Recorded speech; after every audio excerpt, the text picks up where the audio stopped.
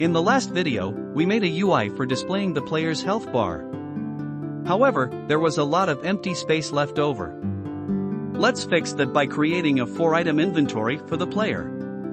Be forewarned, this tutorial can be tedious, so don't attempt it if you're still not confident with using Papermaker's commands or designing the UI.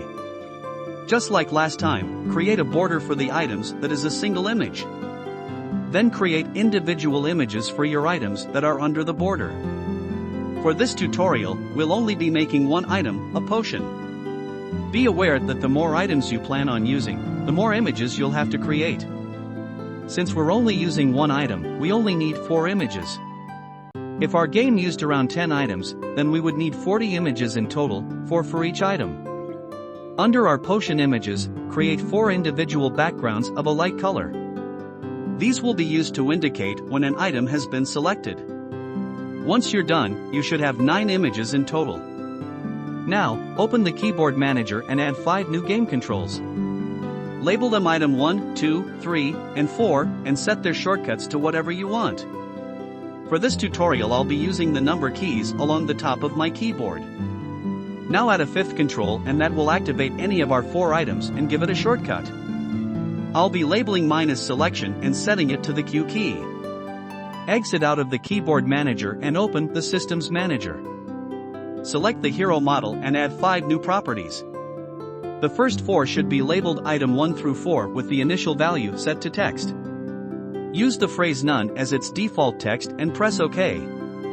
The 5th property should be labeled selection, its initial value changed to number and set to 0. Now find the timed event set to 0 and off from last time.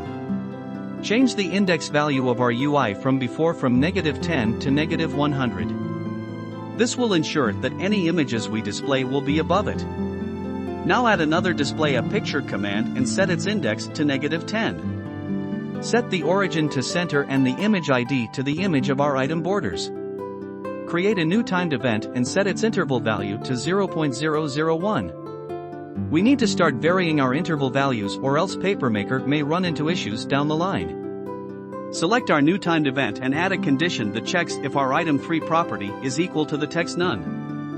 Then inside the condition, add a modify property that sets item 3 equal to our item 4 property. Under that, add another modify property that sets item 4's value to the text none. Copy the entire condition and paste a copy underneath. Edit the values so item 3 is now item 2 and item 4 is now item 3. Repeat this one more time, changing item 2 into 1 and item 3 into 2.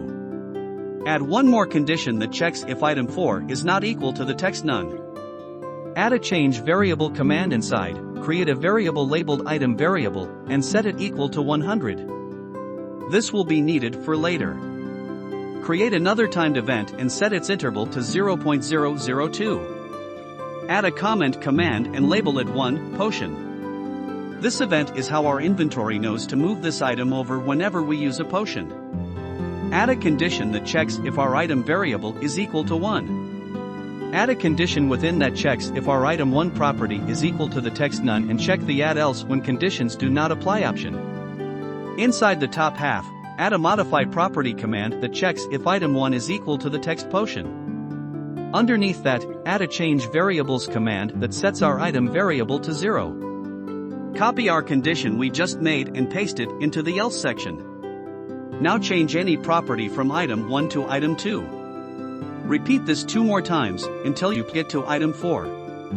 Double-click on the condition and uncheck the add else when conditions do not apply option. Create one more timed event, setting its interval to 0.003. Add another comment command, labeling it just like before. This event will tell our inventory to display the potion image whenever the text potion is occupying an item slot. Add a condition command and have it check if our item 4 property is equal to the text potion. Be sure to check the add else when conditions do not apply option. Inside the top half of the condition, add a display a picture command. Set its index to -11, origin to center, and image ID to our 4th potion. In the else section, add a remove picture command and set its index to -11 as well. Copy the condition and paste it underneath. Edit it so item 4 is now item 3, the index is -12 for both display and remove, and the image ID is for our third potion. Repeat this process 2 more times, ending on index -14. Add a keypress event with the ID set to keyboard item 1. Within the event, add a condition that checks if item 1 is equal to the text potion. Add a modify property command within that sets our selection property equal to 1. Repeat this 3 more times, making key press events for items 2 through 4, and set each property equal to its corresponding number. Since item 1 was set to 1, item 2 will be set to 2, and so on and so forth. Go back to item 1 and add a display a picture command. Set its value to -15, center its origin, and set its image ID to our first selection image. Repeat this for the other items, setting item 2 at -16, 3 at -17, and 4 at -18. Now, every time an item's key is pressed, we need to remove the other 3 images from being displayed. Go back to item 1 and add 3 remove a picture commands, setting their indexes from -16 to 18. Then do the same for the other 3 items, making sure to remove the other 3 displayed pictures. Add one final key press event and set its ID to the keyboard labeled selection. Add a condition command that checks if our selection property is equal to 1. Inside, add another condition command that checks if item 1's text is set to potion. Within, add a modify property that sets our HP property back to 5, and another modify property that sets item 1's text to none. Add a wait command of 0.1 seconds, then add a change variables command that sets our item variable equal to 0. Copy and paste the whole condition we just made and paste it underneath. Now edit it so the selection property is equal to 2 and change any set as item 1 into item 2. Repeat this 2 more times for items 3 and 4. Lastly, add an object on the map that reacts to the hero action event. Add a condition command that checks if our item variable is equal to 0 with the add else when conditions do not apply option checked.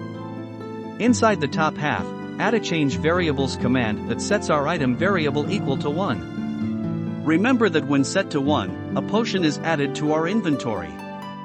In the else section, add a show text command that lets us know our inventory is full.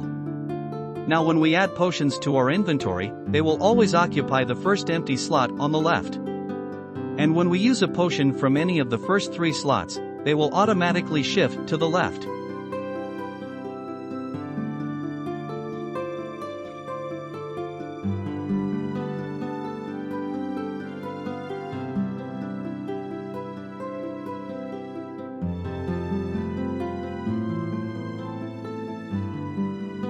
Just a quick reminder, if you'd like to help this channel grow, please consider reading my first attempt at a novel on Kindle Vella.